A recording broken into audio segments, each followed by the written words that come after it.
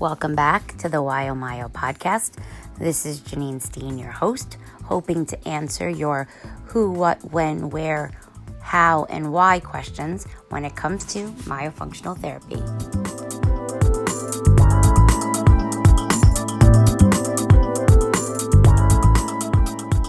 Today is going to be one of two parts where I'm going to go over some of the symptoms that you might see that would technically make you a candidate for myofunctional therapy, and a myofunctional therapy evaluation, therefore, should be sought after. So I'm going to start first with articulation. So articulation is the actual production of sound. And I do find that a lot of people make the mistake of using expressive language and expressive speech or expressive articulation interchangeably, and they actually are not interchangeable. Speech articulation is actually the production of sounds, or expressive speech is the production of sounds, where expressive language has to do with the content of that message that you've put to sound. For example, it would be about your vocabulary and word order and punctuation and past tense and present tense. That's more of expressive language. When it comes to expressive speech or articulation, it is very specific, the types of sounds and the types of errors that go hand in hand with a patient that should be a myofunctional therapy patient or could potentially have a tongue thrust. So when it comes to articulation, one of the comments one of the messages I routinely hear is that I've literally been working with this patient on this sound forever. And just when I think he gets it, he does it perfectly in the office, does it perfectly in my therapy room. But the second he walks out that room and he goes into the hall or addresses his mom, it's like we've never touched that sound. So ultimately, when a patient is coming for articulation therapy, it is very specific the types of sounds that we will work to remediate. Those sounds specifically have to do with the S as in Sam and the Z as in zebra. And that S and Z sound in all positions of words. So at the end of a word, in the middle of a word. But it's not just the production of that sound, it is where and how it's produced. As a myofunctional therapist, we will work with the distortion of the S as in Sam and the Z as in zebra sound. And that typically can be through a lisp. Most people think of a lisp and they feel like the tongue is coming out at the front of the mouth. People may be saying, give me the news and not the weather. They may spit when they talk. However, that frontal lisp or that interdental lisp is not the only type of lisp that needs to be remediated with myofunctional therapy. The other type of lisp is considered a lateral lisp, where a patient either allows the air to come out of one side of their mouth, both sides of their mouth. Oftentimes, this will also cause spacing in that position, in that area where the tongue is actually being pushed out for the production of those sounds. What's also important with regards to that is that this is where, if there's a lot of movement laterally, why giving us space in the oral cavity is extremely helpful. That's a little preview of what's to come. So anyway, aside from a lateral lisp or an interdental lisp of sounds such as S is in Sam, Z is in zebra, SH is in shoe, CH is in church, J is in jar, and the J sound is in measure, those sounds, again, if distorted but not misarticulated, are considered speech-related sounds. The other sound that is also very specific to myofunctional therapy is the sound called the Vocalic R. The Vocalic R, people often feel like the person sounds like they're from Boston or have a really strong Long Island accent. And what the difference between the traditional R that you would work through with articulation therapy versus one that you would work with myofunctional therapy is the specific Vocalic R. Again, it is a distortion of the sound, not a misrepresentation or a misproduction of that sound or a misarticulation of that sound. Usually those patients are the ones when instead of saying bird, they're saying bud. There are many famous celebrities and famous people, as well as cartoon characters, that present with both either a lisp or a Vocalic R issue. One in particular, lisper, is Leno. IKEA opened a superstore in Thailand. And the hottest selling item of this IKEA superstar in Thailand is this bed called the Ridalan. Another Drew Barrymore. But they were artists. They hated the place that time in life put women where they couldn't, necessarily be artists and singers. And then when it comes to patients that maybe have that Vocalic R, off the top of my head, I think of JoJo Siwa with the big bows in her hair. Yeah, I've always dreamed since I was as little as I can remember that I wanted to be a professional dancer. All of those are good examples of the types of sounds that we would hear and the type of error we are looking for. The other sounds or the other areas of speech that we are looking at is just the placement and the production of certain sounds, and those sounds are all your lingual alveolar sounds. All the times when your tongue has to go up to your alveolar ridge behind your upper central incisors and really articulate that sound. I give the example always of the word lollipop, and I want you to watch yourself as you say it, and if you see your tongue at all, it means your tongue is too far forward. We often see that with the T sound is in Thomas, the D sound is in David, and the N sound is in Nancy. When it comes to all of these sounds, it is important to remember, aside from the misarticulation, the production of these sounds and the correction and remediation of these sounds must be addressed in all positions of that word, especially if it is being affected, meaning at the beginning of the word, the middle of the word, or the end of the word.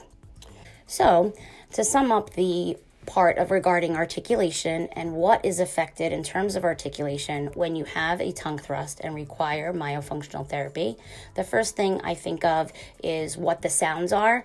Again, that S is in Sam, Z is in zebra, SH is in shoe, CH is in church, the J sound is in jar. When I think of those sounds, I think about them either being produced too far forward or interdentally as a lisp, an interdental lisp, or unilaterally or bilaterally as a lateralized lisp. The other thing I think of is those sounds T is in Thomas, D is in David, N is in Nancy, L is in lollipop. I'm looking to see that the production of those sounds, the T, D, N, and L, are not too far forward and are not interdentalized. And then last but not least, I'm listening for that vocalic R sound, as in bud, and those are the patients that are typically referred for myofunctional therapy, especially if they have those sounds in error. When we do assess them, we do rule out whether it's something related to traditional articulation therapy, if it's something phonological in nature, or if it's something related to myofunctional therapy. And I will definitely explain why those sounds are related to myofunctional therapy in my upcoming podcasts. So the other area that most people ask, what could I see? What would help me identify? What is something that is a symptom of a tongue thrust and requires myofunctional therapy? And one of those areas actually has a lot to do with feeding. It has a lot to do with chewing and eating. And it's not so much a sensory case or a sensory feeding issue all by itself, or it's definitely not a behavioral feeding issue, as some like to report exist in the world.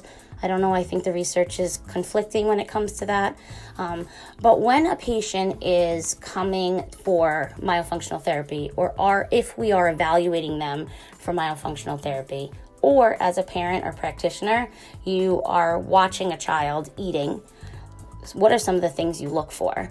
So some of the things what's really important to remember is that myofunctional therapy is a swallowing program. And the goal is to legitimately take you back and start at approximately 6 months of age when it comes to oral motor strength, agility, jaw stability, grading, and start at that age and fill in any areas or strengthen any areas that may have not been naturally targeted or are weaker in that area, thus creating these issues. So if you think about myofunctional therapy, one of the goals of our myofunctional therapy patients is to see that they're able to chew the correct way, manage and swallow chewed food, or what we like to call a bolus, without compensatory strategies and without any additional support. So typically our myo patients, if we think about where they're chewing and potentially are developmentally versus where they are chronologically, when we're working with a patient for the very first time, we're assuming that their chewing and swallowing skills are similar to that of a toddler. And that's just because their mature swallow pattern did not develop at all, or didn't fully develop, or developed but has some deficits or weaknesses as related to it. So one of the things that we often find that patients that have a tongue thrust or are myofunctional therapy patients, they typically go for foods that are high in taste but low in texture. So I can give you the example of a myofunctional therapy patient may say, I'll take pasta with butter and garlic, but I do not like pasta with tomato sauce. And it's related specifically to the consistency. It's not a preference. It's not on being difficult. You're thinking about the consistencies. And when we first introduce foods to infants when 6 to 9 months, and then moving from there, we start with pureed foods. And then we start with foods that are have mixed textures, and some puree and some whole and some chunks. And then we work with chewing. But if every swallow and every chewing pattern since birth was not on the right track, or perhaps wasn't pursued as diligently as it needed to be, then we start to see these feeding issues. Some of the other things we hear is that they don't eat steak, but if they do eat it, they'll chew and chew and chew, and then they spit it out saying it's too chewy. And the truth be told is the children will, or the patients will go towards foods that are easier to chew, easier to swallow, but even beyond that, if they can leave it in their mouth long enough, it will either disintegrate or they can wash it down with a liquid. So these are usually our patients that like breaded things like chicken nuggets or chicken cutlets versus something like a piece of steak or a spare rib. And the reason being, again, is if that food stayed in your mouth and you didn't chew it and you didn't wash it down with a liquid, it could stay in there long enough, and most likely majority of it would disintegrate and the rest you could wash down.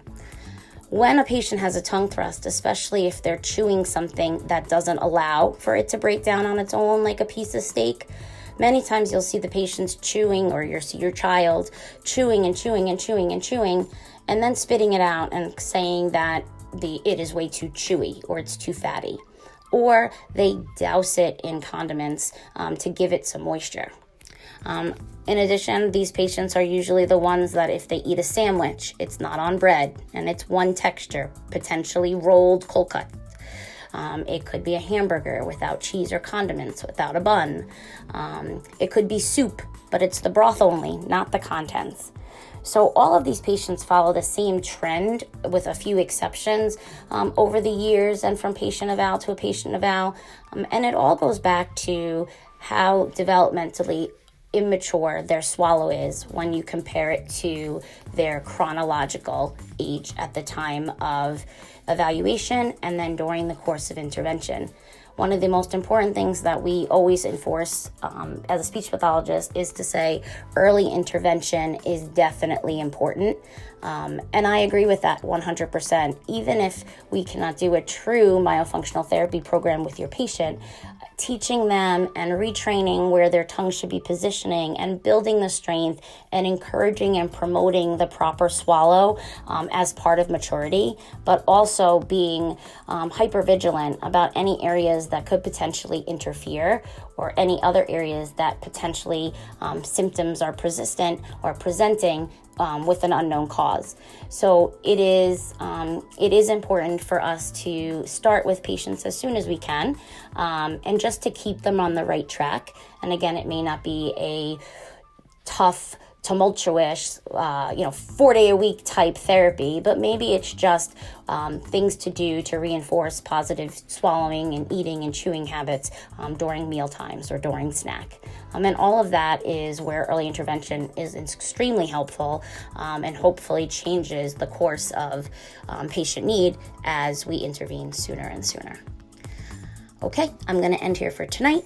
It was wonderful speaking to all of you again. Stay tuned for our next podcast to continue some of the symptoms that you may identify when you are either a parent or patient or a medical provider that may alert you to an issue with a tongue thrust or the need for myofunctional therapy. Thank you.